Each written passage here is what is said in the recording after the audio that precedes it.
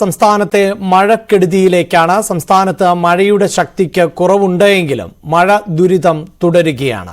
പലയിടത്തും വെള്ളക്കെട്ട് ഇപ്പോഴും ഉണ്ട്. കോട്ടയം ജില്ലയിലെയും ആലപ്പുഴ ജില്ലയിലെ കുട്ടനാട്, ചെങ്ങന്നൂർ, അമ്പലപ്പുഴ, ചേർത്തല താലൂക്കുകളിലെയും വിദ്യാഭ്യാസ സ്ഥാപനങ്ങൾക്ക് അവധിയാണ്. കേരള തീരത്ത് ഉയർന്ന തിരമാലകൾക്ക് സാധ്യതയുണ്ട് എന്നാണ് മുന്നറിയിപ്പ്. ജലനിരപ്പ് ഉയർന്നതിനെ തുടർന്ന് പാലക്കാട് മംഗലം ഡാമിന്റെ സ്പിൽവേ ഷട്ടറുകൾ നിയന്ത്രിത അളവിൽ തുറക്കും.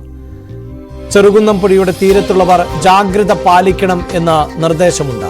സംസ്ഥാനത്ത് ഇന്ന് 9 ജില്ലകളിൽ യെല്ലോ അലർട്ടാണ്. കാസർഗോഡ് മുതൽ എറണാകുളം വരെയുള്ള ജില്ലകളിൽ യെല്ലോ അലർട്ടുണ്ട്. വാർത്തയുടെ വിശദാംശങ്ങളുമായി ആദ്യം ശ്രീജിത്തിലേക്കാണ് പോകുന്നത്. കോട്ടയത്ത് നിന്ന് ശ്രീജിത്ത്, കോട്ടയത്ത് ഇന്നും വിദ്യാഭ്യാസ സ്ഥാപനങ്ങൾക്കടക്കം അവധി പ്രഖ്യാപിച്ചിട്ടുണ്ട്. പൊതുവെ മഴയ്ക്ക് നേരിയ ശമനമുണ്ട്. ഇപ്പോൾ കോട്ടയത്തെ സാഹചര്യം എന്താണ്? എന്തൊക്കെ ജാഗ്രതകളാണ് തുടരേണ്ടത്?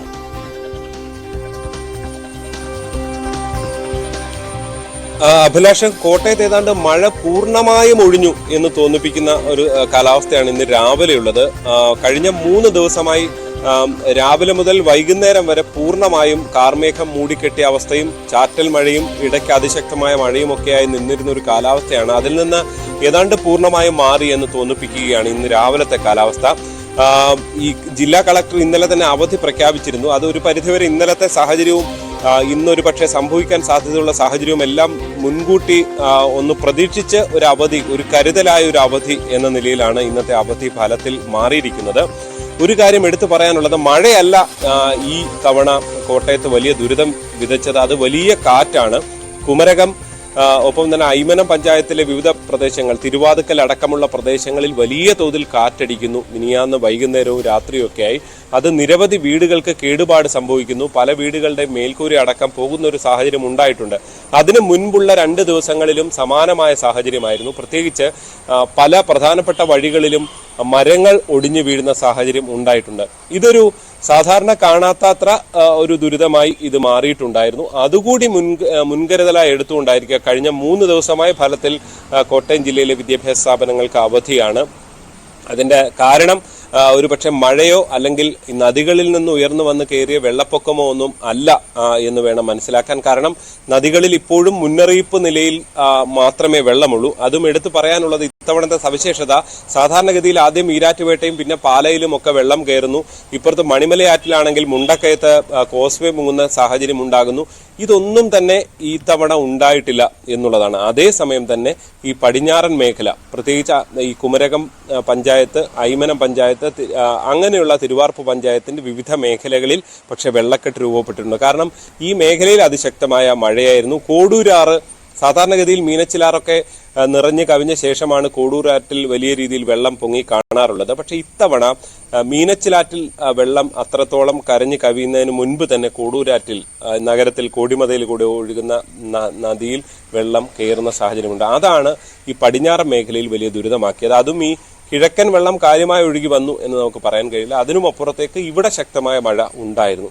എന്തായാലും ദുരിതത്തിന് ഒരു അറുതി വന്നു എന്നതാണ് രാവിലത്തെ കാഴ്ചകളിൽ നിന്ന് മനസ്സിലാക്കേണ്ടത്. കാറ്റുമൊക്കെ അല്പം മാറി നിൽക്കുകയാണ്. ഇന്നലെ വൈകുന്നേരവും അതിശക്തമായ മഴയൊന്നും ഉണ്ടായിരുന്നില്ല. ചാറ്റൽ മഴയുണ്ടായിരുന്നു. പക്ഷെ അതിനപ്പുറത്തേക്ക് ശക്തമായ മഴയൊന്നും മാറുന്നു എന്നതാണ് ആശ്വാസകരം. അഭിലാഷ്, ഇതാണ് കോട്ടയത്ത് നിന്നുള്ള വിശദാംശങ്ങൾ പങ്കുവെക്കുമ്പോൾ. അതേസമയം പാലക്കാടേക്ക് എത്തുമ്പോൾ അവിടെ മംഗലം ഡാമിന്റെ ഷട്ടറുകൾ അത് നിയന്ത്രിതമായെങ്കിലും തുറക്കുന്നു എന്നുള്ളതാണല്ലോ. വിനേഷ്, ഈ ഷട്ടർ തുറക്കുന്നു എന്നത് എത്രത്തോളം ആശങ്കപ്പെടുത്തുന്ന ഒന്നാണോ? പ്രത്യേകിച്ച് മഴയ്ക്ക് കുറവും ഉണ്ടായിട്ടുണ്ട്. അപ്പോഴും ഈ തീരുമാനത്തിൽ നിന്ന് പിന്നോട്ടില്ലല്ലോ, അല്ലേ?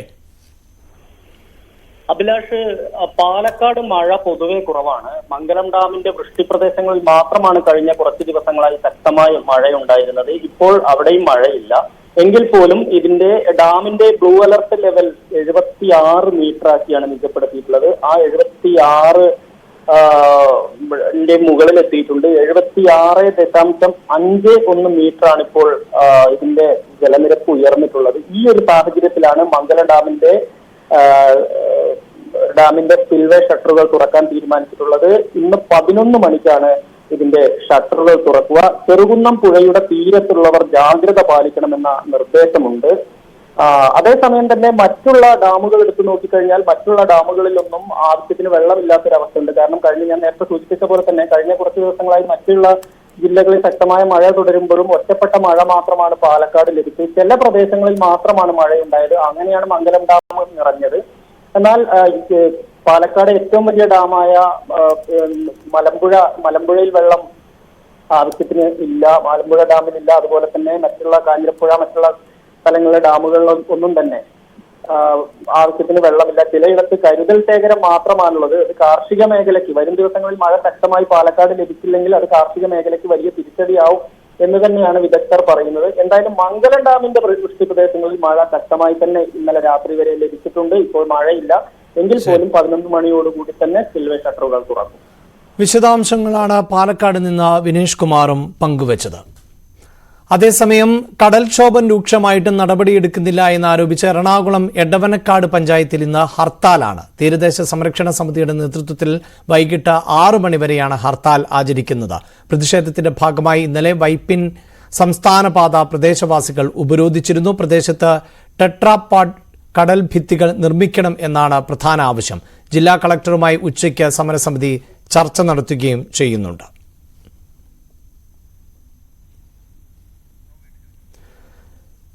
വിശദാംശങ്ങളുമായി നവമി ദിനേശാണ് ചേരുന്നത്. നവമി, കഴിഞ്ഞ ദിവസവും വലിയ പ്രതിഷേധം തന്നെയായിരുന്നു ഈ പ്രദേശവാസികൾ സൃഷ്ടിച്ചത്. ശാശ്വതമായ പരിഹാരമില്ലാതെ സമരത്തിൽ നിന്ന് പിന്നോട്ടില്ല എന്നതാണോ നിലപാട്? ഈ കളക്ടറുടെ ചർച്ച എത്രത്തോളം പ്രധാനപ്പെട്ടതാകും?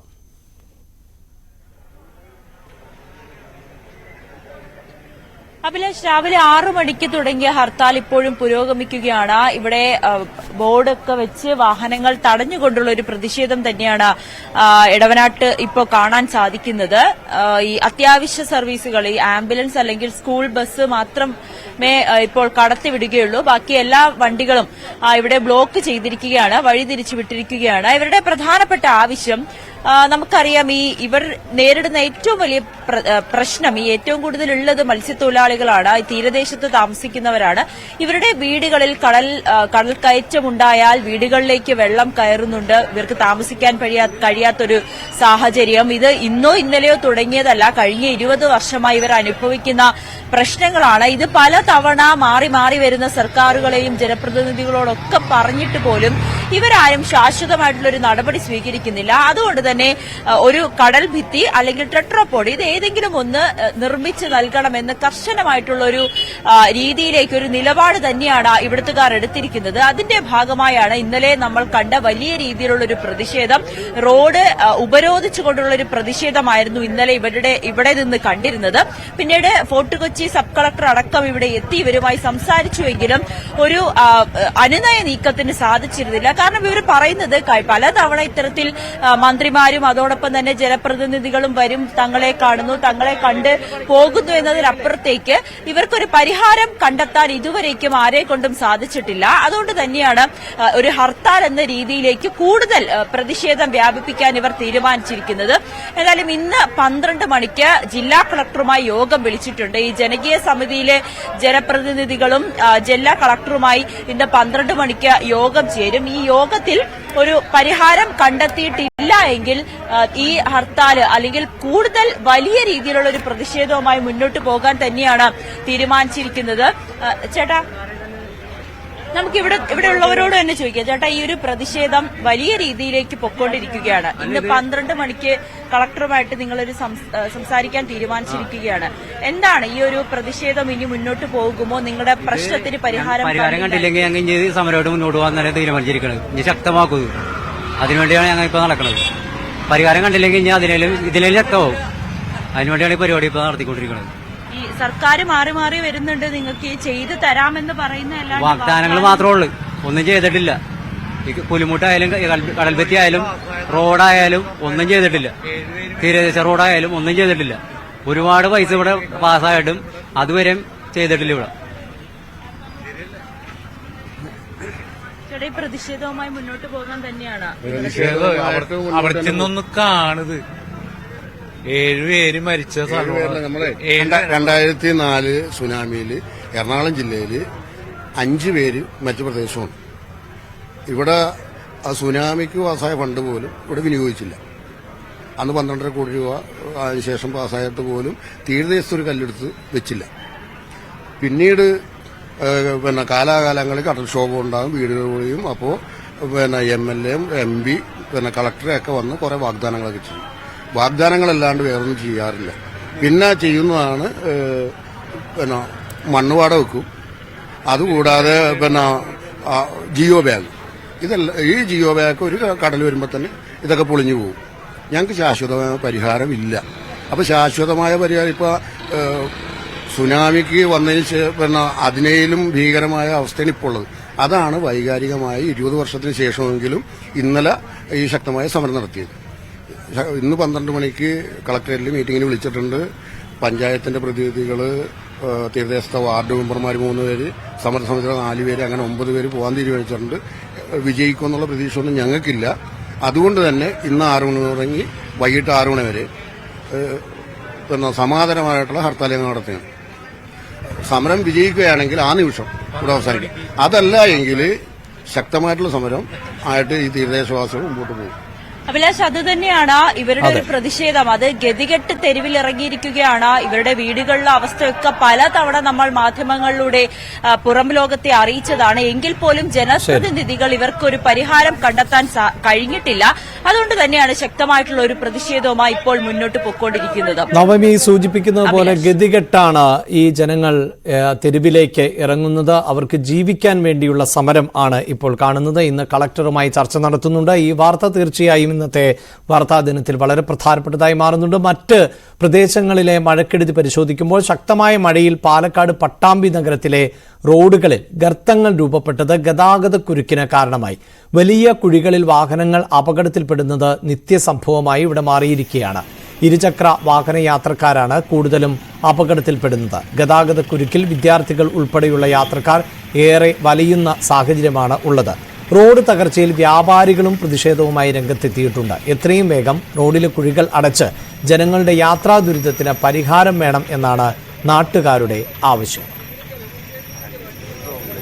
പട്ടാമ്പിയെ സംബന്ധിച്ചിടത്തോളം വ്യാപാരമാന്ദ്യം ഏറ്റവും രൂക്ഷമായ ഈ സന്ദർഭത്തിൽ പട്ടാമ്പി പരിസരത്തിലേക്ക് ഇറങ്ങുന്ന ഉപഭോക്താക്കളൊക്കെ തന്നെ പട്ടാമ്പിയിലെ ഈ റോഡിന്റെ ശോചനീയാവസ്ഥ കാരണം ഉണ്ടാകുന്ന റോഡ് ബ്ലോക്ക്, അത് കാരണം പട്ടാമ്പിയിലേക്ക് തന്നെ വരാത്ത ഒരു സാഹചര്യം നിലനിൽക്കുന്നുണ്ട്. ഇതെല്ലാം തന്നെ ചൂണ്ടിക്കാണിച്ചുകൊണ്ടാണ് കേരള വ്യാപാരി വ്യവസായി ഏകോപന സമിതിയുടെ പട്ടാമ്പി യൂണിറ്റ് ഈ ഒരു പ്രതിഷേധ സമരം സംഘടിപ്പിച്ചിട്ടുള്ളത്. ഈ മഴക്കാലം വരുന്നതിന്റെ മുന്നേ തന്നെ ഉണ്ടായിട്ടുള്ള കുഴികളാണ്. ആ കുഴികളൊന്ന് അടയ്ക്കാൻ അധികൃതരെ ശ്രദ്ധിച്ചിരുന്നെങ്കിൽ ഇത്രയും വലിയ ഗതാഗത കുരുക്കുന്ന നമ്മുടെ നാടിനെ നമുക്ക് രക്ഷിക്കാൻ പറ്റുമായിരുന്നു. ഇത് പലതരത്തിലുള്ള, രാവിലെ സ്കൂളിലേക്ക് പോകുന്ന വിദ്യാർത്ഥികളുണ്ട്, ജോലിക്ക് പോകുന്നവര്, ആശുപത്രിയിലേക്ക് പോകുന്നവര്, അങ്ങനെ എല്ലാ തരത്തിലുള്ള ജനങ്ങളും വലിയ രീതിയിലുള്ള ബുദ്ധിമുട്ടാണ്. മണിക്കൂറുകൾ നീണ്ടു നിൽക്കുന്ന ബ്ലോക്ക് ഈ പട്ടാമ്പി ടൗണിൽ പലപ്പോഴായിട്ട് നമ്മൾ കാണുന്നുണ്ട്.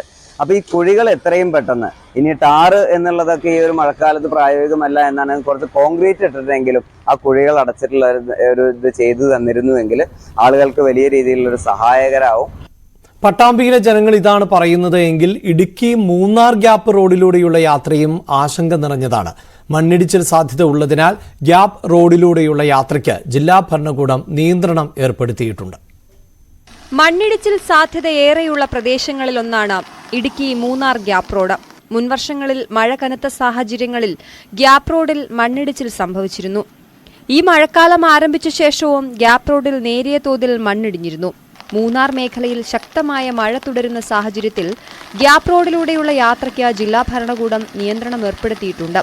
2017 ദേശീയപാത നിർമ്മാണം ആരംഭിച്ച ശേഷം ഇതുവരെ ചെറുതും വലുതുമായ 6 മലയിടിച്ചിലുകളാണ് ഗ്യാപ്പ് റോഡിൽ സംഭവിച്ചിട്ടുള്ളത്. 2023 ജൂലൈ 7-നാണ് അവസാനം ഗ്യാപ്പ് റോഡിൽ വലിയ മലയിടിച്ചിലുണ്ടായത്.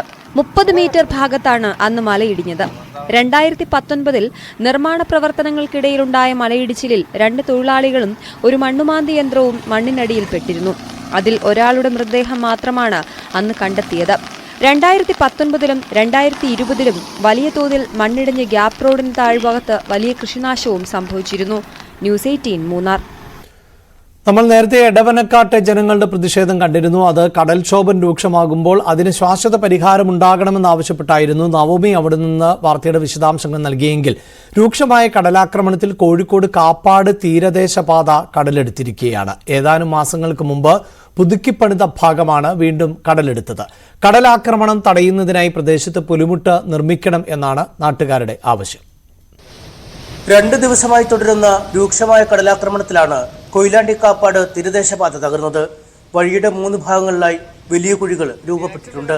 റോഡിന്റെ സംരക്ഷണത്തിനായി തൂവപ്പാറയിൽ നിർമ്മിച്ച കടൽഭിത്തികളുടെ അടിഭാഗം പൂർണ്ണമായി കടലെടുത്തു. മഴ കനത്താൽ റോഡ് പൂർണ്ണമായി ഒലിച്ചുപോകുന്ന നിലയാണ്. കാപ്പാട് വിനോദസഞ്ചാര കേന്ദ്രത്തിലേക്കും കൊയിലാണ്ടി ഹാർബറിലേക്കുമുള്ള പ്രധാന പാതയാണ് തകർന്നത്. അപകടാവസ്ഥയെ തുടർന്ന് വാഹന ഗതാഗതം തടഞ്ഞിരിക്കുന്നതിനാൽ മത്സ്യത്തൊഴിലാളികളടക്കം വലിയ യാത്രാ ദുരിതമാണ് നേരിടുന്നത്. 6 മാസം പോലെ ബ്ലോക്ക് ഇതേമാതിരി ഇപ്പം യാത്ര മണിക്ക് കിടക്കല്ലേ. അന്നേരം പക്ഷേ കോറി വേസ്റ്റ് ഇട്ട പ്രക്ഷോഭമൊക്കെ ആയിട്ട് കോറി വേസ്റ്റ് ഇട്ടു. അന്നേരം പറഞ്ഞു ഇത് അടുത്ത പുതിയ റോഡ് വരുന്ന പറഞ്ഞു. പുതിയ റോഡ് ഇപ്പോൾ വരുന്ന നാളെ വരുമോ ഇല്ലല്ലോ. അതാ പറയാം. അതിപ്പോൾ ഞങ്ങൾ ചോദിച്ചാൽ പറയാം 9 ലക്ഷം റുപ്യ ഉള്ളൂ. അതുകൊണ്ട് ഒരു ഇത് ചെയ്യാൻ താൽക്കാലികമായിട്ട് ഇങ്ങനെ അടക്കുകയാണ്. അപ്പോൾ ഞങ്ങൾ ചോദിച്ചാൽ അവരോട് നിങ്ങൾ ഈ പടിഞ്ഞാറ് ബ്ലോക്ക് ചെയ്യാതെ ഇങ്ങനെ കോറി വേസ്റ്റ് മാത്രം ഇട്ടുകൊണ്ട് അടുത്ത ജൂൺ ജൂലൈ വരുമ്പോൾ കടലെടുക്കൂലായിരുന്നു. അതാ പറഞ്ഞാൽ അത് താൽക്കാലികമാണ്, പുതിയ റോഡ് വരുന്ന പറഞ്ഞത്. അപ്പോൾ അതാണ് നമ്മളിപ്പോൾ കണ്ടുകൊണ്ടിരിക്കുന്നത്. റോഡ് തകർന്നതോടെ പുറംലോകവുമായുള്ള ബന്ധം വിച്ഛേദിക്കപ്പെട്ട അവസ്ഥയിലാണ് നാട്ടുകാർ. കുട്ടികളെ സ്കൂളിലയക്കാനും ആശുപത്രിയിൽ പോകാനുമൊക്കെ ചുറ്റിക്കറങ്ങണം. കൊയിലാണ്ടി ബൈപ്പാസിൽ ഗതാഗതക്കുരുക്ക് വരുമ്പോൾ വാഹനങ്ങൾ വഴിതിരിച്ചുവിടുന്നതും ഇതിലെയായിരുന്നു. മത്സ്യത്തൊഴിലാളികൾക്ക് ഹാർബറിൽ പോകണമെങ്കിൽ 3 മണിക്ക് എണീറ്റിട്ട് ഇവർ പോകണം. ഒരു വണ്ടിക്ക് പോകാൻ ഇവർക്ക് സാധിക്കണം. അതിനിപ്പം സാധിക്കുന്നില്ല. ഇപ്പം പോകണമെങ്കിൽ ചുറ്റി വളഞ്ഞ് ഹൈവേ കൂടി പോയിട്ട് അവിടെ ബ്ലോക്ക് കുടുങ്ങി കടലിൽ ചെല്ലുമ്പോഴേക്കും അവിടെ മത്സ്യം ഉണ്ടാവില്ല. ഒരു കൂട്ടർക്ക് മത്സ്യം കിട്ടും, ഒരു കൂട്ടർക്ക് കിട്ടൂല. അങ്ങനെയൊക്കെയുള്ള അവസ്ഥയാണ് ഇവിടെ വരുന്നത്. കടലാക്രമണത്തിൽ റോഡുകൾ തകരുന്നത് ഇവിടെ പതിവാണ്. 3 മാസം മുമ്പ് ഇതേ ഭാഗം ലക്ഷങ്ങൾ മുടക്കി അറ്റകുറ്റപ്പണികൾ നടത്തിയിരുന്നു. ഇവിടമാണ് വീണ്ടും തകർന്നിരിക്കുന്നത്. പുലിമുട്ട് നിർമ്മിച്ചാൽ മാത്രമേ റോഡിനെ തകർച്ചയിൽ നിന്ന് രക്ഷിക്കാൻ കഴിയൂ എന്ന് നാട്ടുകാർ പറയുന്നു. കഴിഞ്ഞ തവണ റോഡ് തകർന്നപ്പോൾ മരാമത്ത് മന്ത്രി മുഹമ്മദ് റിയാസ് അടക്കം സ്ഥലത്തെത്തി ഉറപ്പ് നൽകിയിട്ടും പാലിക്കപ്പെട്ടില്ല. ന്യൂസ് 18 കോഴിക്കോട്. മഴയുടെ ശക്തി കുറഞ്ഞു എന്നത് കേരളത്തിന് വലിയ ആശ്വാസമാണ്. പക്ഷെ മഴക്കാലമാണ്, മഴ ലഭിക്കേണ്ട സമയമാണ്. ഇത്തരം നിർമ്മാണ പ്രവൃത്തികളിൽ കൂടുതൽ ജാഗ്രത പുലർത്തുക എന്നതാണ് അധികൃതർ ചെയ്യേണ്ടത്.